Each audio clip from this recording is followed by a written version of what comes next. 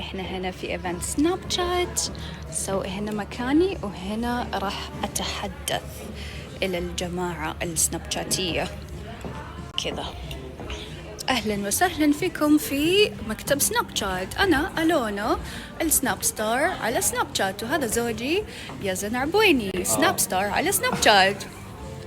سناب شات طالبين الونا تيجي هنا وتجتمع في كل البراندات اللي تشتغل مع سناب شات يعني والجمال الرائع. حبيبي تمثل، طالبين الونا تكون ممثله لسناب شات لجميع البراندات اللي تشتغل معها. اختاروا الشخص الصحيح والشخصيه المناسبه.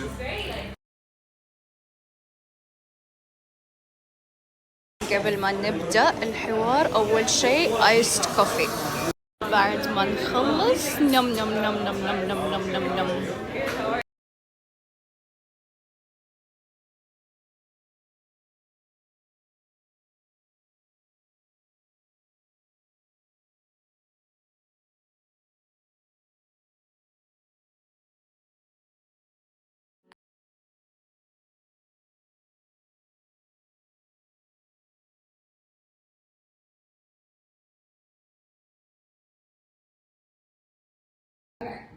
So I'm going to ask, food person or thought?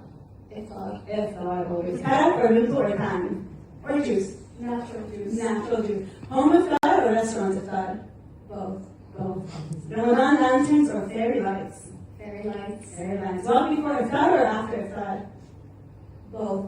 Both. Sambusi or fattoush? That's a difficult one, guys. Fattoush.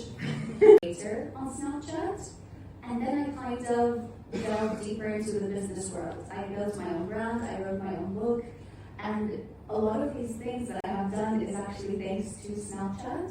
The reason I built my brand and I knew what the people that follow me wanted is because I would always be in conversation with them. I would always ask them. So the funny thing is, building my products and even the design, the logos, the branding, everything went through me to the followers, to the audience, and then they would give me feedback and I would adjust accordingly. So I've learned a lot about, in general, advertising on Snapchat, which is good for my brand. But in general, I would love to talk to you all today, both from the perspective of a creator and also as a brand, because I feel like I have good insight into both worlds. That's fantastic. I remember when we were prepping for this, and we talked to you a little bit about what we're going to talk about today from Ramadan. One of the things that you said to me is, and I'm going to quote here, Ramadan on Snapchat is crazy. So can you tell us a little bit about that? Okay. Even sitting here watching the presentation, I'm a little bit overwhelmed. Why? Because I think 3 hours is not enough if we want to talk about Ramadan on Snapchat. Snapchat in Ramadan, and I'm sure you know, but for anyone that doesn't know, okay. Before we get into Ramadan specifically, I will tell you a little bit about myself, which I think applies to a lot of creators as well. In my life, in general, I go through phases. Okay, I'm sure like a lot of us here. So whether it's me starting my master's and then I focus full psychology, I'm doing my master's in psychology. I focus full psychology, full self-development, and I really stick to that. Then that phase kind of dies down. I go more into beauty, fashion, there's fashion week, there's travels. So I'm all about that. Then I go back to my mom routine. It's all about my kids. It's about the way I interact with them. I don't want to say I teach things on Snapchat, but I share things on Snapchat that are more or less teachable sometimes. So it's all about phases. I use Ramadan specifically because I know that this is the time where content peaks, engagement peaks, views peak. I like to also think of Ramadan as a separate phase. So I like to pick a theme or a message, and I've done 3 Ramadans so far on Snapchat. All were very different.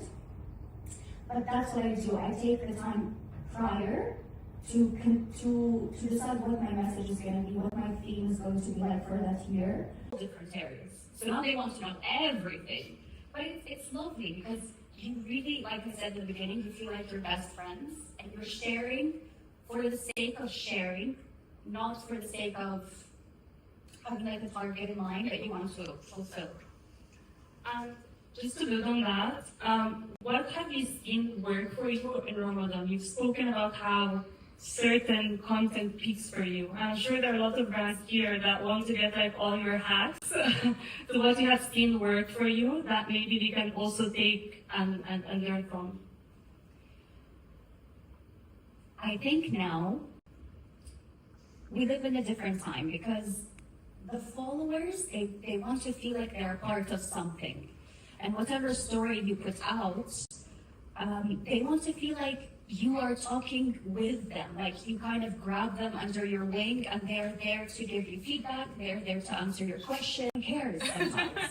You know, like I always put myself in the shoes of whoever watches. And I'm like, is this content going to benefit me? Honestly, people don't want anymore a creator that's just talking to them. Here's what I bought, here's what I did, here's what I like. Oh, that's banal. Even if it's entertainment, even if it's like something super fun, but why am I watching? At the end of the day, I kind of either want to be involved, either want to get information, either want to be a part of this movement. But in the end, yeah, I feel like now more than ever, especially in Ramadan when people are constantly on their phones, constantly craving content, it's not just for entertainment purposes. There's a spiritual shift, there's a movement, there's a purpose, there's a message. So like I said, every Ramadan I pick a specific, it's not rigid, it's not that I never change it throughout the month, but I